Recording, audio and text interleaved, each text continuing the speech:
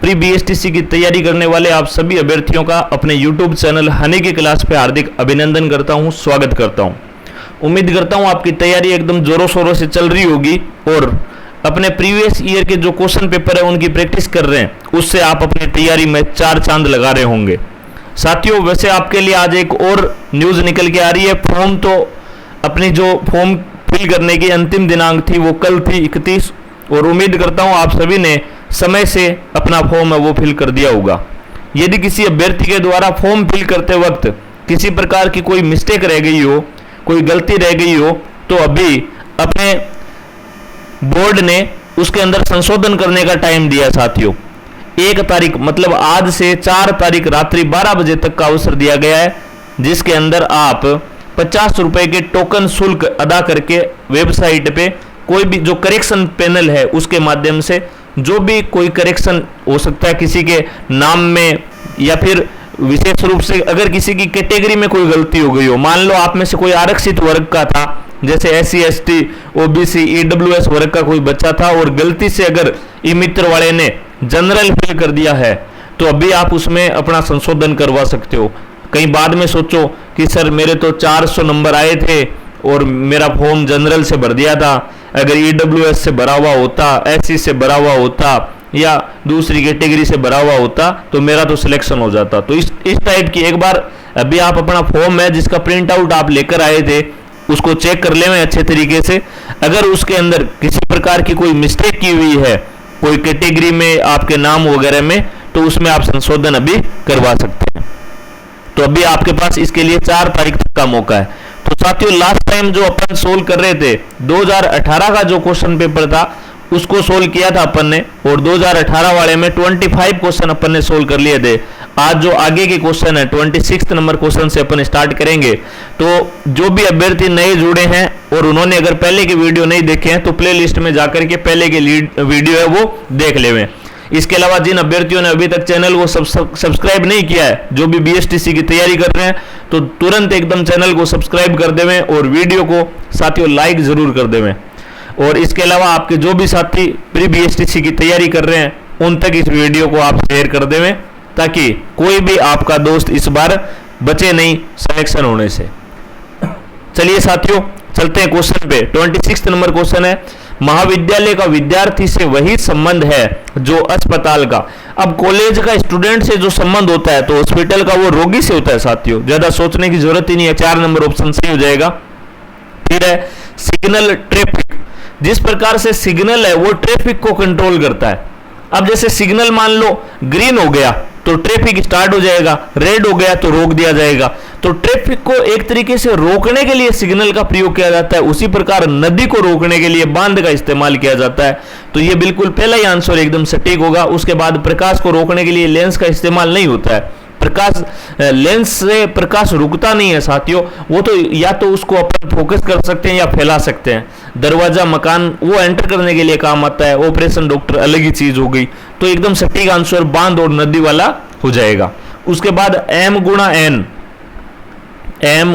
N इसका दिया हुआ है 13 × 14, तो F गुणा R।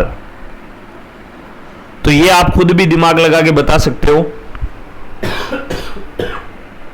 तो इसमें कुछ खास बात है नहीं, अपने को पता है M 13 पे आता है, N 14 पे, वैसे F कितने पे आता है साथियों 6 पे, R आता है अपना 18 पे, 6 गुणा 18। लेकिन किसी भी ऑप्शन में 6 गुणा 18 है नहीं, इसीलिए इसमें स्टार मतलब बोनस मिला हुआ है। तो लेकिन इसका राइट आंसर अपने को मतलब है जो 6 गुणा 18 होगा, बोनस से अपने को कोई मतलब नहीं है। चलते हैं नेक्स्ट क्वेश्चन में।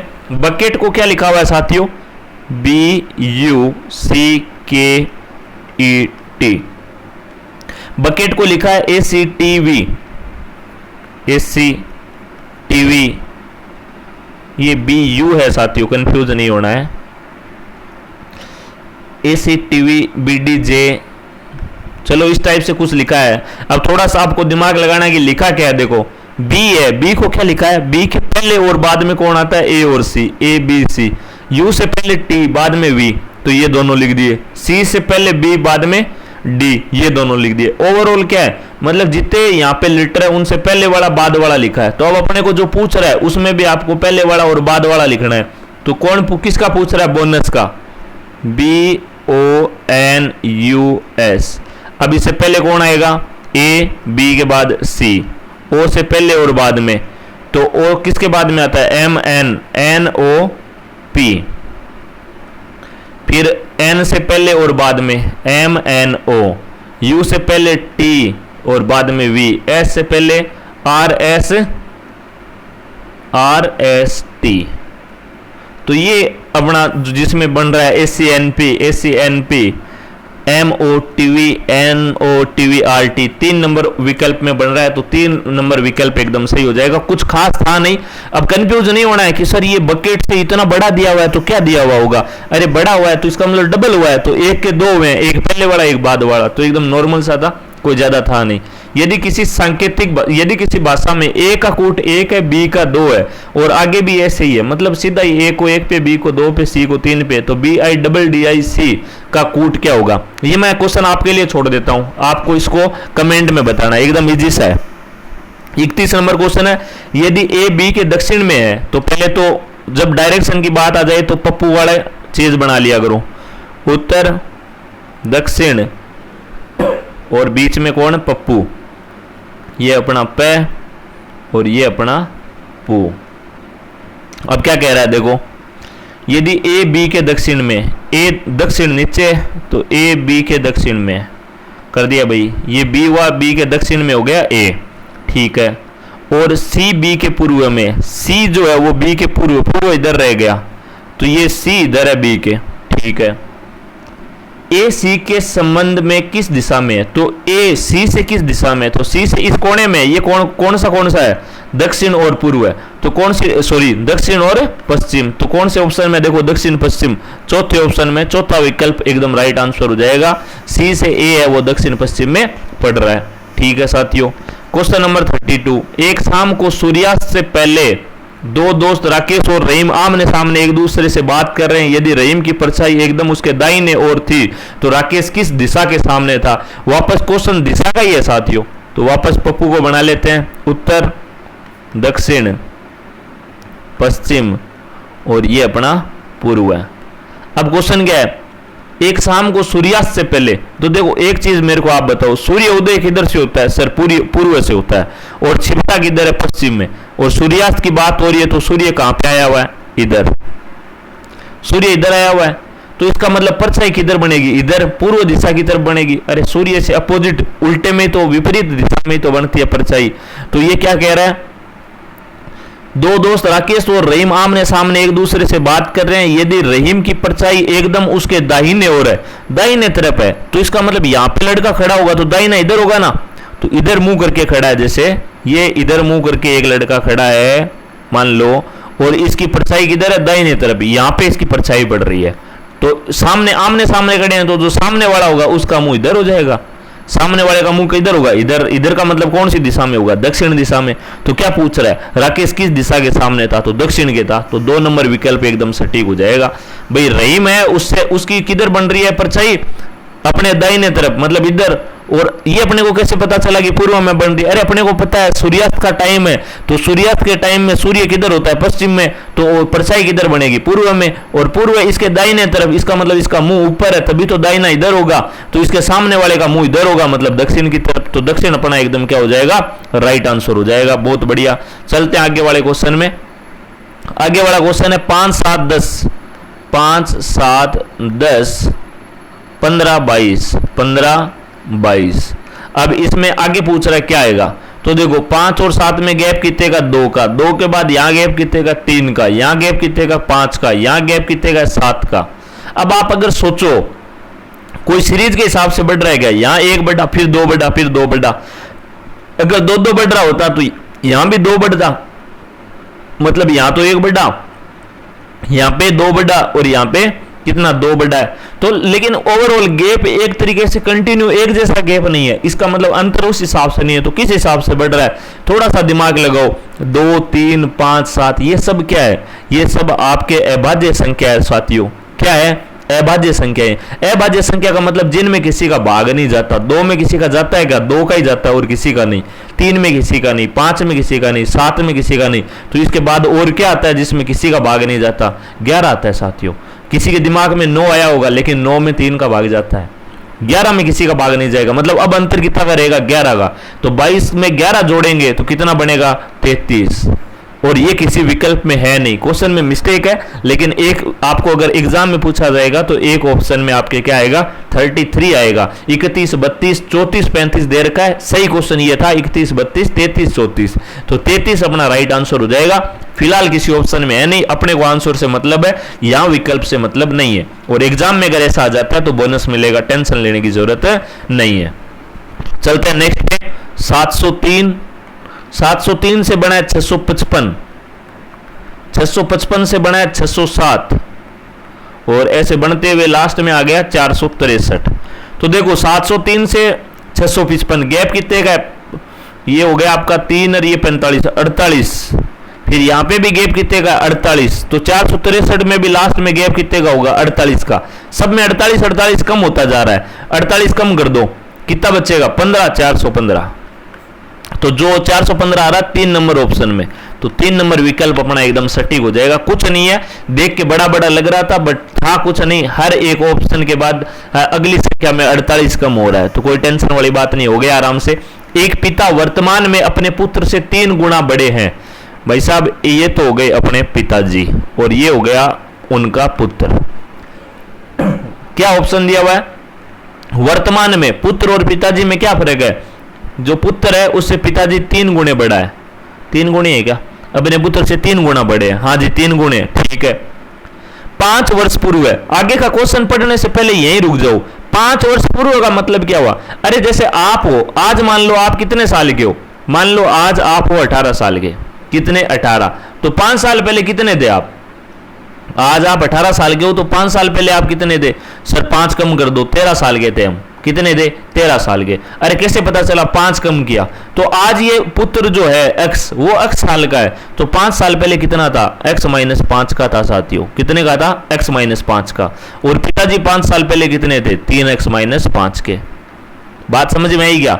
अरे बात समझो, 5 साल पहले जब भी निकालना होता है तो उसमें से 5 कम कर देते हैं। जैसे अभी मैंने पता किया कि अभी ये आप 18 के थे तो 5 साल पहले कितने के हो गए? 13 के हो गए। तो आपने क्या किया? 5 कम किया। वैसे ही इधर 5 कम कर दिया, इधर भी पिताजी की 5 साल पहले कितने हो जाएंगे? 5 कम कर दिया, ठीक है। अब 5 साल पहले की बात क्या कह रहा है? 5 वर्ष पूर्व है, वे अपने पुत्र से 4 गुना बड़े थे। ये पिताजी 4 गुना बड़े थे। अब जैसे एक एग्जाम्पल ले लो, 4 गुना बड़े होने का मतलब क्या है? जैसे मान लो बेटा था 10 साल का। बेटा कितने का था? 10 साल का। तो बाप कितने का था? 40 का। अरे बाप कितने का था? 40 का। अगर इनको बराबर करना है तो बेटे को किससे गुणा करना पड़ेगा? 4 से, तभी तो 4 गुना हुआ ना। बेटे वाली को 4 से गुणा कर दें तो बाप के बराबर हो जाएगा। तो ये बात यहां करनी है। ये फादर है और इससे बेटा 4 गुना है, तो बेटे वाले को किससे गुणा कर दें? 4 से। तो अगर ये तो फादर है और इधर बेटे वाले को किससे गुणा कर दिया? 4 से, तभी तो बराबर होगा। अरे ये बात रही, ये 10 का ये 40 का, तो 10 को 4 से गुणा करूं तो 40 के बराबर आएगा ना। सेम ऐसे ही ये बेटे वाली एज है, इसको 4 से गुणा कर दिया मैंने बार। ब्रैकेट का मतलब गुणा ही होता है। वो तो इधर ये किसके बराबर हो जाएगा? फादर के बराबर हो जाएगा। कर दो गुणा। 3x - 5 बराबर 4, ब्रैकेट खोलो। 4 को x से किया 4x, 4 को 20 से किया 4 पंजे 20। हो गया? हो गया। अब क्या करें? x को एक तरफ कर लो और बिना जो x है उनको एक तरफ कर लो। ये 3x है, इधर आ जाएगा। इधर 4x था और 3x इधर आएगा। इधर 3x किसका है? पहले किसी का साइन नहीं होने का मतलब प्लस का है। इधर आके किसका हो जाएगा? माइनस का। ठीक है सर, हो गया। ये इधर 20 किसका है? माइनस का है। इधर 20 किसका है? माइनस का। इधर आके किसका होगा? प्लस का। और ये इधर माइनस का 5 पहले से।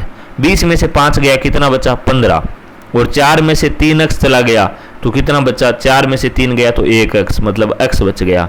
x की वैल्यू कितनी आ गई अपने पास? 15। x की वैल्यू कितनी आ गई साथियों? 15। और x अपने क्या मानी थी? पुत्र की एज। इसका मतलब बेटा कितने साल का है? 15 साल का। पूछा क्या है? पुत्र की आयु क्या है? तो 15 वर्ष हो जाएगी। 2 नंबर विकल्प में एकदम सटीक आंसर हो जाएगा। किसी को नहीं समझ आया वो वीडियो को एक बार दोबारा देख ले। नॉर्मल सा क्वेश्चन था, कुछ खास था नहीं। बस याद इतना रखना है, वर्तमान सिचुएशन 2 भी दे रखी हो, पहले वर्तमान लिखो, एक की आयु मान लो, दूसरे की जितना रिलेशन बता रहा है 3 गुना, तो 3 गुना हो गई। फिर बोला 5 साल पहले, तो 5 साल पहले मैं बेटे में से 5 घटा दिया और बाप की आयु में से भी 5 घटा दी। फिर बोल रहा है 4 गुना था, इसका मतलब बराबर करने के लिए बेटे को 4 से गुणा करना पड़ेगा, तब बाप की आयु के बराबर होगा। फिर कुछ नहीं किया, पक्षांतरण किया है, एक्स वाले एक तरफ कर लिए, बिना एक्स वाले एक तरफ कर लिए। जब भी बराबर के साइन के एक साइड से दूसरी साइड में जाते हैं तो उनका साइन बदल जाता है, चिन्ह में परिवर्तन हो जाता है, प्लस माइनस का हो जाता है, माइनस प्लस का हो जाता है। और इसी हिसाब से x की वैल्यू अपने पास 15 आ गई, जो किसकी आयु है, बेटे की आयु है। तो ये अपना एकदम 2 नंबर विकल्प सटीक आंसर हो गया। अगले क्वेश्चन में चलते हैं। यदि 5 गुणा 9 144 हुआ है, 5 गुणा 9 कितना हुआ है, 144, और उसके अलावा 4 गुणा 6 102 हुआ है, 7 गुणा 8 भी दे रखा है, वो 151 हुआ है। तो यहां देखो मैं एक का ही बता देता हूं आपको, उसको गौर से देख लो। 5 गुणा 9 कितना हुआ है, 144। अब मुझे बताओ 9 और 5 कितना होता है, 14। 9 और 5 14, 9 में से 5 घटाओ, कितने बचेंगे, 4।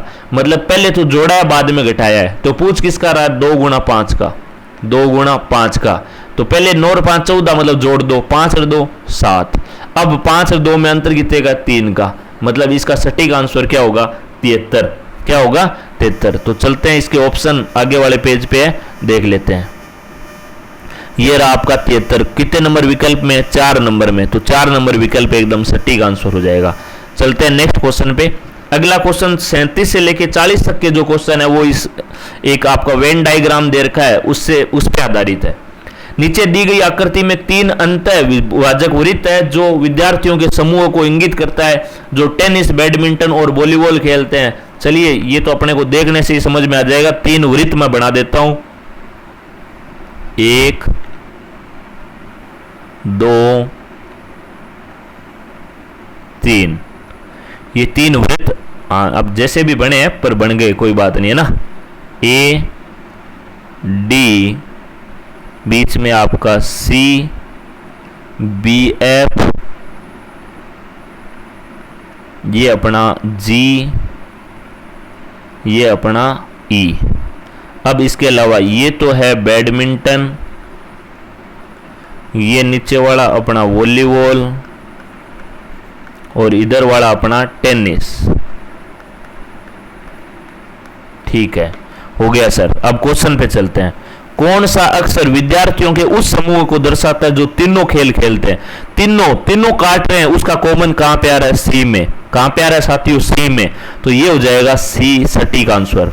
कौन सा अक्षर विद्यार्थियों के उस समूह को दर्शाता है जो टेनिस और वॉलीबॉल खेलते हैं पर बैडमिंटन नहीं खेलते। तो देखो टेनिस और वॉलीबॉल खेलते हैं और बैडमिंटन नहीं खेलते, ये बी वाला कॉलम। बी वाला कॉलम इसमें क्या है साथियों, ये टेनिस में भी आ रहे हैं और वॉलीबॉल में भी आ रहे हैं, लेकिन इस वाले घेरे में नहीं आ रहे, इस वृत्त में नहीं आ रहे, इन दोनों वृत्त में आ रहे हैं। तो कौन हो जाएगा, बी। बी आपका है 4 नंबर विकल्प में, तो सटीक आंसर। 39 number question. कौन सा अक्षर विद्यार्थियों के उस समूह को दर्शाता है जो टेनिस खेलते हैं पर ना तो बैडमिंटन और ना ही वॉलीबॉल। मतलब अकेला टेनिस। अकेला टेनिस कौन है साथियों, ये ए वाला। ये वाला भाई साहब इन दोनों वृत्त में नहीं आ रहा बट इसमें आ रहा है, तो कौन है, ए। तो ए हो जाएगा पहले ही ऑप्शन में, तो पहला विकल्प राइट आंसर। ठीक है, कौन सा अक्षर विद्यार्थियों के उस समूह को दर्शाता है जो टेनिस और बैडमिंटन खेलते हैं पर वॉलीबॉल नहीं। टेनिस और बैडमिंटन पर वॉलीबॉल नहीं, कौन से हो गए, डी। अरे इस वृत्त को हटा दो बस और ये दोनों वृत्त में आना चाहिए, तो कौन है, डी। कह रहे हैं ना वॉलीबॉल नहीं, तो वॉलीबॉल नहीं, तो वॉलीबॉल वाला वृत्त इधर रख दो, बाकी इन दोनों सर्किल में आना चाहिए, तो डी। तो डी है आपका 3 नंबर विकल्प में, हो गया एकदम सटीक आंसर। चलते हैं नेक्स्ट क्वेश्चन पे। एक विद्यालय में 5 शिक्षक थे, ए और बी हिंदी और अंग्रेजी पढ़ाते हैं। ए और बी पढ़ा रहे हैं हिंदी अंग्रेजी, हिंदी और अंग्रेजी। ठीक है, पढ़ा दी। सी और बी अंग्रेजी और भूगोल। सी और बी पढ़ा रहे हैं अंग्रेजी प्लस भूगोल। ये अंग्रेजी और भूगोल पढ़ा रहे हैं, सी और बी। फिर डी और ए गणित और हिंदी पढ़ा रहे हैं, डी प्लस ए। ये पढ़ा रहे हैं साथियों गणित प्लस हिंदी। ठीक है, फिर है लास्ट में ई और बी, ई प्लस बी। ये पढ़ा रहे हैं ई और बी इतिहास और फ्रेंच, इतिहास प्लस फ्रेंच। ठीक है भाई, पढ़ा रहे हैं। 6 को में से अधिकतम विषय कौन पढ़ा रहा है, सबसे ज्यादा कौन आ रहा है, बी। बी देखो हिंदी अंग्रेजी में भी है, बी अंग्रेजी भूगोल में भी है, इतिहास फ्रेंच में भी है, तो सबसे ज्यादा बी है यहाँ पे, तो ज्यादा सोचने वाली बात नहीं है, बी इसका राइट आंसर हो जाएगा 2 नंबर विकल्प में। चलते हैं नेक्स्ट क्वेश्चन पे। नेक्स्ट क्वेश्चन है, निम्न में से कौन से भूगोल और हिंदी दोनों पढ़ा रहे हैं, भूगोल और हिंदी, भूगोल ये रहा और हिंदी नहीं है भूगोल के साथ में, तो भूगोल के साथ में हिंदी तो कहीं नहीं है, तो कोई नहीं पढ़ा रहा भूगोल और हिंदी, तो ये कोई नहीं वाला ऑप्शन हो जाएगा।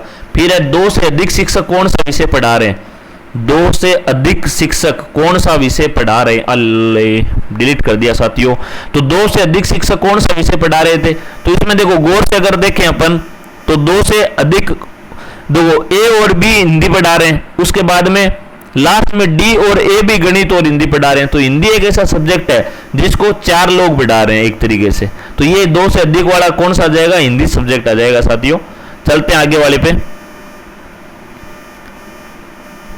दिए गए शब्दों को एक अर्थपूर्ण क्रम में जमाना है, तो देखो परिशिष्ट अनुक्रमणी का शीर्षक अध्याय परिचय ये दिया हुआ है, तो ये किस हिसाब से सटीक बैठेगा, तो देखो सबसे पहले एक तो दिया हुआ है परिशिष्ट, अपन क्या क्रम में लिख लेते हैं सीधा। परिशिष्ट का मतलब क्या होता है साथियों, जैसे कोई बुक है उससे कोई चीज छूट गई तो उसको फिर लास्ट में दे देता है ना, वो परिशिष्ट होता है। तो अपने को पता है कि परिशिष्ट तो सबसे लास्ट में आएगा, जो छूटा हुआ बुक में लास्ट में प्रिंट कर देते हैं वो परिशिष्ट होता है। ठीक है सर, मान ली बात। तो सबसे पहले क्या चीज होती है, सबसे पहले साथियों बुक का टाइटल होता है, शीर्षक। सबसे पहले क्या होता है, शीर्षक, टाइटल। ठीक है, उसके बाद में सर क्या होता है, उसके बाद में जैसे मान लो उस बुक के अंदर क्या क्या चीज है, जैसे वो टेबल बनाई हुई होती है ना सारा, जिसको अनुक्रमणिका बोलते हैं, ये होती है। 2 नंबर पे कौन हो जाएगी, अनुक्रमणिका। अच्छा ठीक है साथियों, उसके बाद क्या होता है, उसके बाद बुक का परिचय होता है साथियों। क्या होता है, परिचय। ठीक है, और उसके बाद में क्या होता है सर, उसके बाद में आपको पता है कि परिचय अगर मान लो अपन ने ले लिया तो उसके बाद में 2 चीज और बच गई, अध्याय बच गया एक तो, और एक बच गया अपने पास परिशिष्ट। अभी बात की परिशिष्ट तो लास्ट में आएगा, तो फिर चैप्टर आ जाएंगे अध्याय, और लास्ट में जो छूट गया वो परिशिष्ट। तो ये आपका शीर्षक कौन से ऑप्शन में, 3 नंबर पे। आगे ये आपका अनुक्रमणिका है 2 नंबर पे, और इसके बाद में आपका परिचय है साथियों 5 नंबर पे, ये अध्याय आपका है 4 नंबर पे, परिशिष्ट 1 नंबर पे। तो ये जो 3, 2, 5 ये कौन से विकल्प में आ रहा है, 3, 2, 5, 4, 1 चौथे विकल्प में आ रहा है, तो चौथा विकल्प अपना क्या हो जाएगा, एकदम सटीक आंसर हो जाएगा। चलते हैं नेक्स्ट क्वेश्चन पे। सजा, कैद, गिरफ्तार, अपराध, निर्णय। तो ये आपको पता है कि इसको भी अगर इस हिसाब से जमाएंगे तो सबसे पहले क्या करता है, कोई अपराधी अपराध करता है। अरे ऐसे ही सजा थोड़ी दे देंगे किसी निर्दोष आदमी को, कोई अपराधी होगा उसी को मिलेगी, तो सबसे पहले वो अपराध करेगा। ठीक है सर, बात मान ली आपकी। अपराध करने के बाद उसको क्या किया जाएगा साथियों, गिरफ्तार। अपराध करने के बाद उसको क्या किया जाएगा, गिरफ्तार। ठीक है सर, कर लिया गिरफ्तार। गिरफ्तार करने के बाद में निर्णय लिया जाएगा कि सच में वो अपराधी है या नहीं है, निर्णय भी हो गया सर। निर्णय के बाद में क्या होगा, उसकी सजा सुनाई जाएगी। अब सजा में जैसे मान लो कैद, सजा सुना दी, उसके बाद में उसको जेल होगी या कैद होगी, तो ये अपना विकल्प आ जाएगा। कौन से में आ रहा है साथियों, अपराध आ रहा है 4 नंबर पे, अपराध है 4 नंबर पे, गिरफ्तार है आपका 3 नंबर पे, अपराध गिरफ्तार, गिरफ्तार के बाद में निर्णय, निर्णय है अपना 5 नंबर पे, निर्णय के बाद में सजा और कैद, सजा 1 पे, कैद 2 पे, 1 और 2, लास्ट में 1 2 कौन से क्या आ रहा है, देखो 1 2 1 2 1 2 सिर्फ एक ही विकल्प में आ रहा है, तीसरे में तो ज्यादा सोचने की बात नहीं है, तीसरा एकदम सटीक हो जाएगा। इतना ही देख लिया 1 और 2 ये तीसरे में आ रहा है, तो ऊपर वाली सीधी सी बात है, अगर एक में ही आ रहा है, 2 विकल्प में 1 2 लास्ट में आता तो पूरा देखते, पर अब पूरा देखने की जरूरी नहीं है। चलिए ठीक है। एक दिन में कितनी बार घड़ी के 2 हाथ 90% पे होते हैं, हाथ का मतलब घड़ी के सुई 90 डिग्री का एंगल बनाते हैं, कितनी बार बनाते हैं एक दिन में, तो देखो ये होती है अपनी घड़ी 12 है ना, 12, ये आपके 3, ये आपका 6, ये आपका 9, फिर इधर 1 2, इधर अपना 4 5, इधर अपना 7 8, इधर अपना 10 11। ठीक है सर, अब 2 सुई होंगे तो 90 डिग्री कितने कितने पे बनेगा, 12 से स्टार्ट हो जाओ, एक तो बनेगा 12 और 3 पे जब दोनों सुई होंगे तब, एक वाला कब बनेगा, 1 और जैसे मान लो 4 के आसपास होगा तब, फिर ऐसे 2 और 5 पे होगा तब, फिर 3 और 6 पे बनेगा। कहने का मतलब क्या है, 12 से स्टार्ट हुए, 1 पे आए, 2 पे आए, 3 पे आए, मतलब एक एक सुआ जैसे जैसे ये बजने वाला सब पे आ रहा है, 12 से स्टार्ट हुआ, 1 2 3 4 5 ऐसे सब पे बनता जाएगा। तो इसका मतलब पूरे घड़ी में कितने नंबर है, 12 है। तो सीधी सी बात है 12 के 12 पे बनेगा। तो कितनी बार बनेगा साथियों, 12 बार बनेगा। तो 12 2 नंबर विकल्प में है, तो अपना सटीक आंसर हो जाएगा 2। चलते हैं नेक्स्ट क्वेश्चन पे। यदि केवल निष्कर्ष एक और सही है ना, ये अपने क्वेश्चन किए हुए इस टाइप के, सीधे अपन विकल्प उसमें क्वेश्चन पे चलते हैं। सभी पंखे घड़ियां है, ये है पंखे अपने, और सारे पंखे क्या है, घड़ी है। तो घड़ी के अंदर ले लो पंखों को, सारे पंखे घड़ी हो गए, ठीक है। सभी पंखे घड़ियां, कुछ घड़ियां काली है, कुछ घड़ियां कैसी है साथियों, काली, ठीक है। अब चलो, सभी घड़ियां पंखे हैं, अरे सभी घड़ी पंखी है क्या, सारा पंखा घड़ी है, घड़ी से घड़ी पंखा घटा है भाई, तो पहले तो गलत, सभी घड़ियां पंखे गलत। कुछ पंखे काले हैं, घड़ी काली है, आ बात बताइए अपन, पंखा तो ना कहीं पड़िया बापड़ा, तो दूसरो ही गलत। तो मतलब ना तो पहलो सही ना दूसरो सही, कोई सो विकल्प आसी, चौथो विकल्प ना तो निष्कर्ष 1 निकलता है ना 2 निकलता है ना। अरे ये ऊपर देखो 4 विकल्प दिए हुए ना, तो उस हिसाब से लास्ट वाला विकल्प हो जाएगा कि ना तो 1 नंबर सही ना तो 2 नंबर सही। चलो नेक्स्ट क्वेश्चन पे, सभी घड़ियां पंखे, ये तो हो गया। 48 नंबर, सभी घास वृक्ष है, भाई ये हो गए अपना घास, और सारे के सारे घास क्या है, वृक्ष। सभी घास क्या है, वृक्ष है, सभी घास वृक्ष है, कोई वृक्ष झाड़ी नहीं है, कोई भी वृक्ष झाड़ी है ही नहीं, तो झाड़ी तो हो गई बेचारी अलग, ये हो गई अपनी झाड़ी, इनका आपस में कोई रिलेशन नहीं। कोई घास झाड़ी नहीं है, कोई भी घास झाड़ी नहीं होगा, ये बात सही है, क्योंकि जब वृक्ष ही झाड़ी नहीं है और वृक्ष के अंदर घास है, तो घास और झाड़ी का तो मेल ही नहीं है, तो पहले वाला तो सही है। फिर उसके बाद कुछ झाड़ियां घास है, झाड़ी घास है, ये बात गलत है, तो पहला एकदम सही है, तो 1 नंबर विकल्प ओनली पहला सही है। चलते हैं नेक्स्ट पे। कुछ लड़के चोर है, ये हो गए अपने लड़के, और कुछ लड़के चोर है, तो ये हो गए चोर, और ये इनके बीच का कॉमन आ गया। कुछ बताया ना, सारे है नहीं, कुछ लड़के चोर है, कुछ लड़के विद्यार्थी है। अब कुछ लड़के विद्यार्थी है, तो ये इधर आ गए अपने विद्यार्थी, कुछ लड़के विद्यार्थी है। क्वेश्चन पे चलते हैं, क्वेश्चन आगे दिया हुआ है, ये थोड़ा सा छोटा कर देते हैं इसको आपके, देखो एक बार क्वेश्चन पढ़ लो आप। कुछ डाकू लड़के हैं और सभी डाकू लड़के, पहली बात तो यहाँ डाकू की तो बात ही नहीं हुई, तो ये तो दोनों ही गलत हो जाएंगे साथियों, ये तो दोनों ही गलत हो जाएंगे, क्योंकि डाकू की तो बात ही नहीं हो रही, अपने को सिर्फ लड़के चोर विद्यार्थी इससे मतलब था, डाकू वाला सिस्टम है ही नहीं यहाँ, तो ये तो एकदम गलत हो जाएंगे, दोनों ही गलत हो जाएंगे। चलिए ठीक है, नेक्स्ट क्वेश्चन पे। कोई भी आदमी, ये एक है ऑप्शन, कोई भी आदमी गधा नहीं है, कोई भी आदमी गधा नहीं है, ये अपने हो गए आदमी, और कोई भी आदमी गधा नहीं है, तो गधा अलग बना दो, ये हो गया गधा, दोनों अलग अलग है, कुछ भी कॉमन है नहीं, ठीक है। फिर आगे क्या है, कोई भी आदमी गधा नहीं है, राहुल आदमी है। अब जैसे मान लो राहुल है, ये राहुल आदमी है, राहुल क्या आदमी। अब एक चीज आप ध्यान से सुनना साथियों, यहां इसने ये नहीं बोला कि कुछ राहुल आदमी है ना, यहाँ ऐसे मत जाना कि राहुल एक लड़के की बात हो रही है, अपने यहाँ इस कथन वाले में जो शाब्दिक अर्थ होते हैं ना, उससे मतलब ही नहीं होता। अरे बोल देता है घास वृक्ष है, कभी कुछ भी बोल देता है, कुर्सी चेयर है, पर इसका मतलब ये थोड़ी है, नॉर्मल मत सोचना कि राहुल नाम का लड़का है वो आदमी है ना, राहुल कितना भी बड़ा हो सकता है, कोई ग्रुप है, ये जैसे आदमी होता है वैसे ही राहुल है।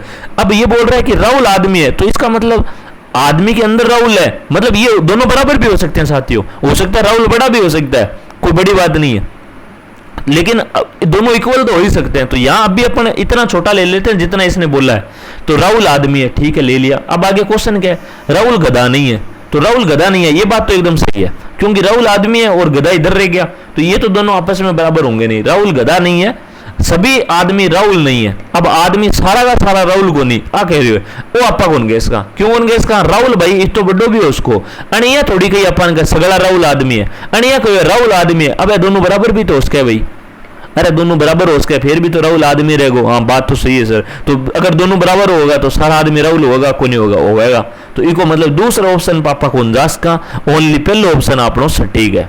तो ठीक है साथियों, ये अपना आज का 50 क्वेश्चन और उसका सारा का सारा थारा समझ में आया होगा। फिर भी अगर कोई क्वेश्चन में डाउट हुआ, एक वीडियो पाछो देख लिया, फिर भी अगर डाउट हुआ तो कमेंट करके पूछ लीजिए, टेलीग्राम चैनल पर बता देंगे, नहीं तो फिर अगले वीडियो को मैंने अगर बोलो डिटेल्ड समझना हो तो अगला वीडियो को मैंने वो क्वेश्चन थारो आप शामिल कर लेंगे। तो साथियों जगह भी अभी तक अगर चैनल सब्सक्राइब नहीं करियो भाई चैनल सब्सक्राइब कर लियो, और आज वाला वीडियो थाने क्या लगे कमेंट करके जरूर बता दियो, और तैयारी है ना बा एकदम खींच के रखो अब क्योंकि ज्यादा टाइम को नहीं साथियों। ओके धन्यवाद, थैंक यू सो मच।